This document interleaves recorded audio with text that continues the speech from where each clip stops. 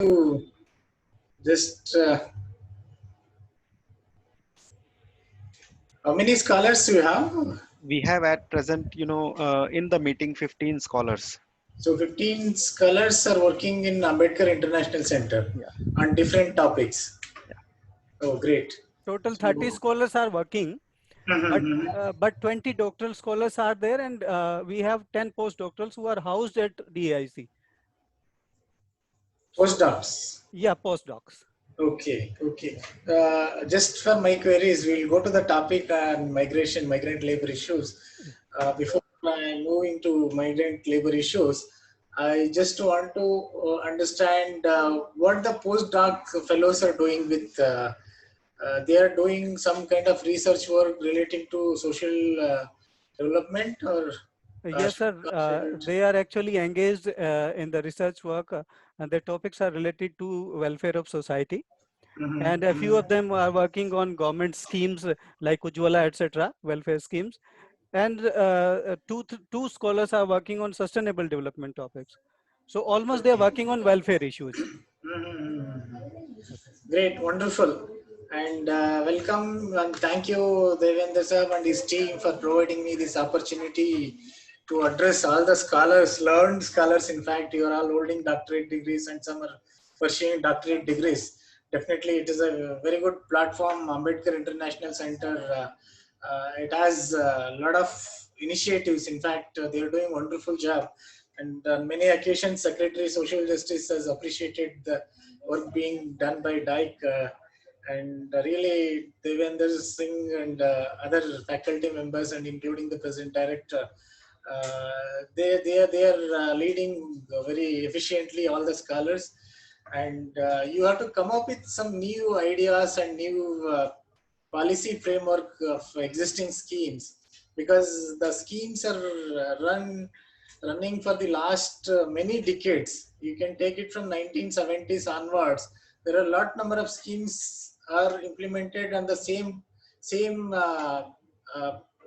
procedures that needs to be somehow relooked and come up with the new strategies so that better implementation is done at the grassroots level, and the schemes are uh, schemes should deliver direct and quantifiable benefits to the ground level people who are in need. There are a lot of uh, mediocrities, or what you call middlemen are involved in delivering the benefits at the grassroots level. Because of that, still we see the lot of development disparities and gaps in the development of scheduled caste and other vulnerable groups. So coming to the migrant labor issues, definitely we all know that what the situation has happened during the lockdown, and I don't know, somehow it was total miscommunication. People were very eager to go back to their native places, thinking that there will be huge unemployment and there is a threat to their livelihood opportunities and all. But think it was not like that. Honorable Prime Minister requested all of them to stay in their native wherever they are, and there will be a very good opportunities for the employment and other opportunities. In fact, we at Niti Aayog and state government, district administrations, closely we worked together to address that no one remains hungry. And taking that initiatives, we have invited almost 92,000 civil society organizations which were registered with Niti Aayog. We have a Niti Aayog NGO Darpan portal where most of the civil society organizations register. That too, genuine civil society organizations, and we have requested them, and they are closely working with the district administration and also state governments, and in fact with the Niti Aayog also, because wherever we came to know that there are some food shortage or there is some immediate requirement of medicines, we directly contacted the civil society organizations like Akshay Patra Foundation. They have given almost 15 lakh million meals every day to the people who are hungry. And this is how wherever the migrant people they were there we have taken initiatives to distribute food grains at subsidized rates of as per the National Food Security Act. It is 3 rupees per kilo of rice and 2 rupee, 1 rupee for wheat, accordingly. And we have taken a lot of initiatives to ensure that no one remains hungry. But despite that, there are some miscommunication and people started moving to their native places and all. For that also, when we came to know that people wants to go back to their native places because the COVID was created such a threat to their life, that thinking that if someone uh, got COVID and you won't survive. This was the attitude when initially we thought of, but that was not the condition. There are a lot of, if you see the improvement rates, there is huge improvement rate of what is that curing, and there are a lot of treatments are available, and COVID is nothing such a serious disease as people think.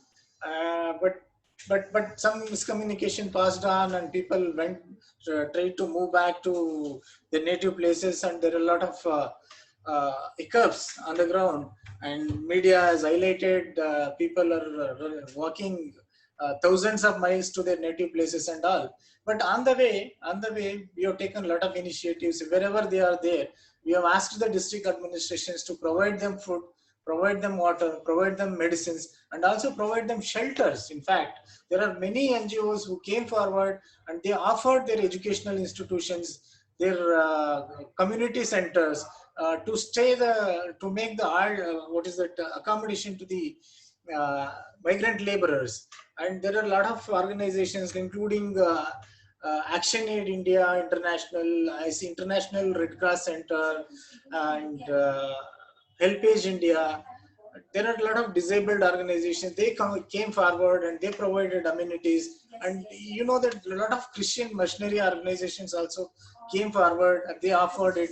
And a lot of religious institutions, even temples and charity organizations, charitable trusts, they came forward and they offered all needed facilities to the people. But unfortunately, there are some uh, issues are happened, and there are a lot of road traffic accidents were happened, and a lot of deaths were took place. But these are the unfortunate things. People should have been remained wherever they are there.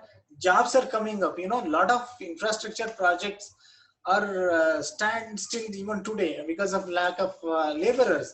And those projects are taken up now, and the projects still, we have asked the state governments to work on that projects and other national highways, and a lot of construction work, building project, bridges, and housing projects. There are a lot of housing projects where the migrant laborers were engaged, have started, initiated, but now people have been asked to work overtime. This is the situation now, because most of the, at least 10 million of the people, migrant workers, have moved back to their native places. And this move has led to a lot of other problems at the rural level. You might have come across a lot of, we have come to through some surveys that unemployment rate has been increased in rural areas. But to address that, we have taken initiatives. Government has taken all needed steps through MG Narega, and we have enhanced the allocation of about 20,000 crores so that no one remains unemployed in rural areas. So we have asked the state governments to enhance their wages also, because when they migrated from urban areas to rural areas, they needed to settle there, they needed some assistance. So that kind of assistance also, we have asked the NGOs to work to provide needed assistance at the rural areas. And we have spread messages through the panchayat level institutions, and we have asked all the panchayat presidents to help the migrant laborers who have migrated from urban areas. And there are some places where they have set up separate blocks for quarantine period, and they have provided food, they have provided medicines, they have provided all amenities, in fact. So this how that, to address the unemployment situation, we have taken steps by enhancing the MG Narega allocation of 20,000 crores, and also enhancing the rate of wages for the MG under the MG Narega. And to address the hunger issues, we have asked all the PDS, what is that? PDS shops to distribute food grains at the lowest rate of like 1 rupees and 3 rupees, and we have asked them, PDS and Food Corporation of India, to distribute the food grains to NGOs who are providing cooked meals at the subsidized rate of 20 rupees, so that NGOs can get sufficient food grains and feed the hunger people. This is how we have taken all needed steps to address the hunger at the grassroots level, by distributing ration and also cooked meals. And the poverty is the major issue, where because of the poverty, all the migrant laborers, they moved from rural areas to urban areas to earn some money, because wages, and then set, uh, to make their livelihood opportunities. But unfortunately, this what is that, migration back to their native places has created other poverty related issues, because they not got immediate employment. They worked as a casual laborers, where the low wages are provided, and they have to settle down their children, they have to admit their children to schools. All these problems have happened. So to address these issues, we have taken several steps that I'll come to. What are the initiatives of Government of India, and what the initiatives we have asked to states to do, and district administrations to do, and panchayat level institutions to do. All these things I'll just come to later stage. And this migration back to the rural areas has created a lot of property disputes. You know that the property disputes have uh, raised, almost doubled, because when they were working in urban areas, they are not bothered about their properties. When they go back, they want to get back their property share, and that led to many disputes within the household, within the family group members. That created a lot of problems. So that to address these property disputes, we have asked all the district administrators to ensure that this land order situations are maintained in the districts, and property disputes are not raised. So this way that we have taken steps. And domestic violence issues, uh, this also one way it has raised domestic violence, when they stayed back at home without any employment. And as we all know that when there is no employment, there is no wages, naturally the situation in the migrant labor families, that will lead to some kind of one or the other kind of domestic violence issues.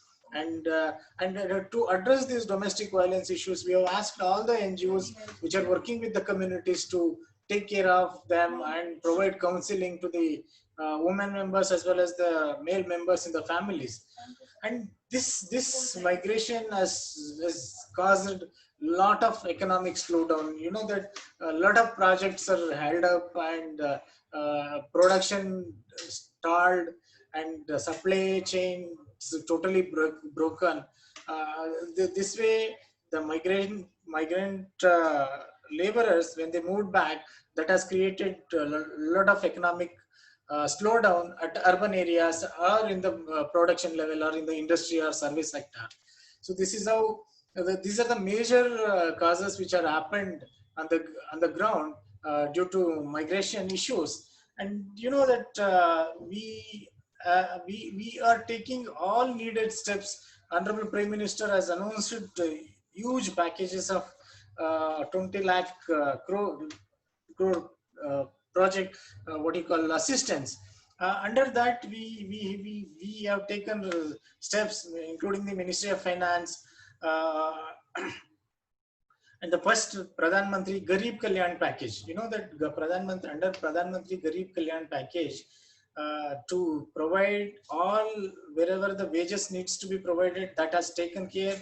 Under this, about 1.7 lakh crore relief package amount was released, so that poor uh, get that amount in their accounts directly, especially women members, those who are having the account under Pradhan Mantri Jan Dhan Yojana. So all women members have been given directly cash transferred to their accounts.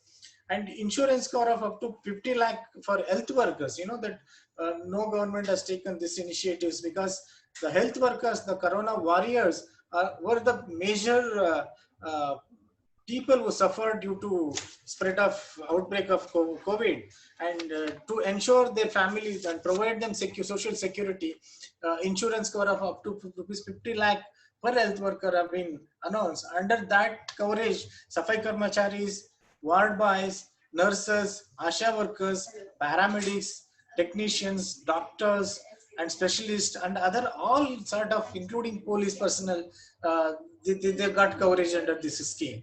So almost 80 crore people under National Food Security Act have got the benefit of 5 kg wheat at free of cost every month. Under this National Food Security Act, that has been coverage to address the hunger issues. About 80 crore people have got that benefit. And the farmers, the farmers, about 2000, whatever the Pradhan Mantri PM Kisan Yojana, under that, almost all farmers who are covering under this scheme have been given the 3 installments in advance of 2000 into 6000 rupees to each and every farmer account holders. That has been given. And about 20 crore women Jan Dhan account holders have got the amount into their bank accounts in advance. Now that an amount of rupees 1000 to 3 crore poor senior citizens. That senior citizens are the who are getting national social assistance, the old age pension, and disabled, and under the disability pension scheme, almost all the disabled have got the benefit of amount into their bank account in advance. And MG, as I said, MG Narega, about rupees 20 has been enhanced for each day wages. And self-help groups, that there are a lot of self-help groups which are working in the rural areas, so that to ensure that self-help groups do not suffer from due to outbreak, and rural areas are the major people who are located, especially women. And this has been enhanced to facilitate the self-help groups in the rural areas. That lending amount has been enhanced from rupees 10 lakhs to rupees 20 lakhs, so that each and every woman member in the rural areas get that amount, so that they can create their own livelihood opportunities, they can create their own entrepreneurial opportunities. This way, government has taken many more steps. And in fact, under the Employees Provident Fund regulation, it has been made relaxation, and EPFO has contributed hugely to the welfare of employees. And that labor cess, which is collected, especially construction workers and migrant labor workers. So that labor cess, the labor welfare boards in the states have been asked to provide release the social security amount to them, migrant laborers. That has been done. And we have ensured that each and every employee contributing to the cess has been given 5,000 rupees amount cash into their account. That has been done. And that India COVID-19 emergency response package has given. Under that, this is just to strengthen the facilities in the hospitals. And there are a lot of hospitals which were lacking facilities, including the ventilators and other sanitary items, or maybe masks and other beds. To enhance that number of beds and other things, a lump sum amount of rupees about 15,000 crores was approved and given to the state governments to enhance the facilities in the government hospitals, and including the incentives to the private sector, private hospitals also, to treat the COVID patients at free of cost initially. And now there are some charges have been fixed because of the number of cases are increasing. And we all know that Atmanirbhar Bharat special package, that is, as I said, about 20 lakh relief package, that focuses on land, labor, liquidity and loss to deal with different sectors, including the cottage industries, MSME sector. Because the large number of working class, especially depending on the cottage industries and MSME, medium and small, medium enterprises, they are the worst affected people, because these MSMEs are mainly located in urban areas. whereas the most of the laborers working in the MSME sector are from the rural areas. When these production or running of these MSMEs is altered, definitely they have taken back and they moved away. So ensure that their wages, government has given 20 lakh crore package to provide the wages for these employees who are working with the MSME sector and other cottage industries, and also and also these occupational groups like maybe auto drivers, rickshaw pullers, all these segment of the people were covered under that. And you know that partial credit guarantee scheme for non-banking financial corporations, uh, to meet their losses and also to provide their coverage, enhance their coverage, uh, credit guarantee scheme of almost 20% loss was borne by the government, that incurred about 45,000 crores, has been given to the non-banking financial institutions so that they can lend to the people who are in need of cash due to this lockdown and corona outbreak of corona, loss of livelihood opportunities. So this way, and the size of the package about 3.10 lakh crore, uh, free food grain supply to migrant for that has been taken, and about rupees 3,500 crore has been given to the FCI to procure the food grains and distribute at free of cost to the people who are in need of food. And also that interest subvention of Mudra Shishu loans, you know, that interest subvention has been announced, and about 1,500 crore has been given to the under that scheme. And you all know that credit linked subsidy scheme for middle income families, about 6 to 18 lakh people have been covered under with different credit linked subsidy schemes. Under that, it has led to about 70,000 crore investment has been made in the housing sector, so that housing industry should not suffer, because many of the construction laborers and other migrant laborers were engaged in construction field, so that to ensure that construction works should not stop, and that workers engaged in the construction work should continue their jobs. So to promote the housing in the housing sector, about 70,000 crores investment is made in the housing industry sector. And you know that capital funding for farmers through NABARD, NABARD is lending a lot of money for the farmers. So that under that, about 30,000 crores concessional credit has been given to the farmers through Kisan Credit Card, up to rupees 2 lakh. That facilities has been enhanced and provided to ensure that farmers should not suffer any kind of uh, threat to their livelihood opportunities. And there are a lot of other packages like uh, financing facilities to the banking institutes, micro food and enterprises, especially food producing industries, that they have provided about 1 lakh crore for this financing to the agri infrastructure projects. You know, the funding to the fishermen through PM Matsya Sampada Yojana, about rupees 20,000 crores has been given to the fishermen who are engaged in fishing, because their occupation was really became a threat, and they have no livelihood opportunities to survive.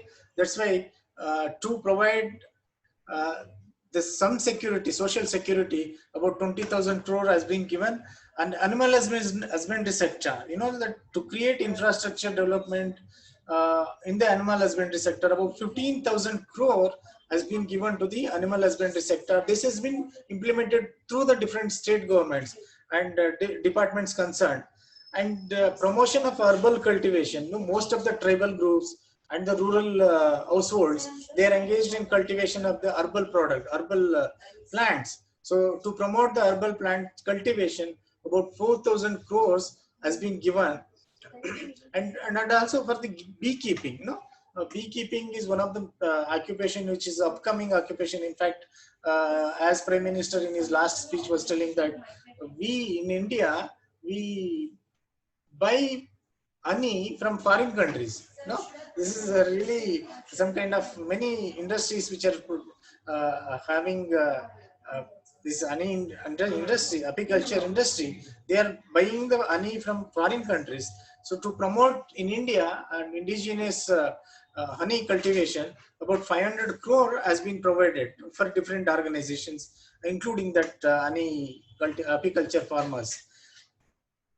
And there are a lot of new policy public sector enterprises have been promoting, and CSR fund, corporate social responsibility fund has been effectively utilized, and there are a lot of grants under Foreign Contribution Regulation Act that has been used for providing assistance to the needy people at the grassroots level. And you all know that PM E-Vidya program has been launched so that online education is provided to the people, and we are taking steps to provide needed accessories, especially from the under Sarva Shiksha Abhiyan or the higher education programs. Governments and the states are asked to do some kind of assessment and also come up with the project proposals so that they get needed product online education facilities. And universities have been asked to provide now, as we are interacting online with all the fellows in Ambedkar International Center. Similar system should be brought into the university students and the higher graduation and undergraduate students. This online education system is being introduced. So this is how government is taking a lot of initiatives, and definitely we are ensuring that employment opportunities should come back. But unfortunately, the spread of COVID is huge, and we all know that day by day, thousands and hundreds and lakhs of cases are rising. So though we are controlling number of casualties, deaths, so that's how government is taking all needed steps. And definitely with all your opinions, we can come up with new policy framework. And Niti Aayog, we are launching a lot of web portals to create awareness about the COVID and maintain the social distance, hygiene, wearing the mask. This is how Niti Aayog is continuously engaging about 93,000 NGOs, and most of the NGOs are working on the grassroots level. They're all there with us. And with this, I just would like to conclude, and I have another meeting with CEO. So in case of any questions, we can flash it to me. Yeah, Dr. Muni Raju, thank you. It was really very informative lecture and full of the real content from the government, authentic content. You have given us enough data for preparing a policy document. So certainly this will become a policy document for the welfare of the laborers, and it will be published in a book which we are going to publish, the policies for the pandemic. Great. So it will be your contribution in that book. But first of all, I would like to ask a question. Of course, we are friends, but besides friendship, this is a very harsh question which I am going to fire. There are many policies and many funds government have raised, and they have declared the packages. But how will it be possible to implement everything on ground, Muni Raju ji? So it is like this. We have asked the district collectors have been made the frontline workers. Each and every district deputy commissioner have been asked to work day and night, and they're working, in fact, and they're ensuring that all the facilities are done on the ground. Otherwise, they will be held responsibilities. And even the chief ministers have been often. Honorable Prime Minister took review meetings with the chief ministers, and chief ministers have been asked to ensure that all the facilities are provided at the grassroots level and no one should suffer. It is ultimately the responsibility of the state as well as the national government. And national government, whatever the requirements are there for the states, that have been met by the national government. And it is ultimately we have gone down up to this panchayat level, you know, or including the ward level. And we have asked all the wards, municipalities, panchayat raj institutions, maybe district level panchayat or block level panchayat or gram panchayat level institutions have been asked. And the Honorable Prime Minister has addressed all the panchayat presidents, in fact, on Panchayat Day, and he has requested and he's motivated the panchayat presidents to help the people who have migrated from urban areas to rural areas to create employment opportunities and provide them food grains or cooked meals and all. And apart from that, NGOs are working on the grassroots level, and district administration is working, and directly we are releasing funds to the bank accounts of the people, and under Jan Dhan Yojana or under what you call old age pension or widow pension or disabled pension and all these things. This is how government is closely working, and government is taken all needed steps, and definitely we will come forward with more steps to bring industries from overseas and create more employment opportunities. That it's all on the pipeline. When we reduce the number of cases or spread, definitely we will open up the economy for further growth.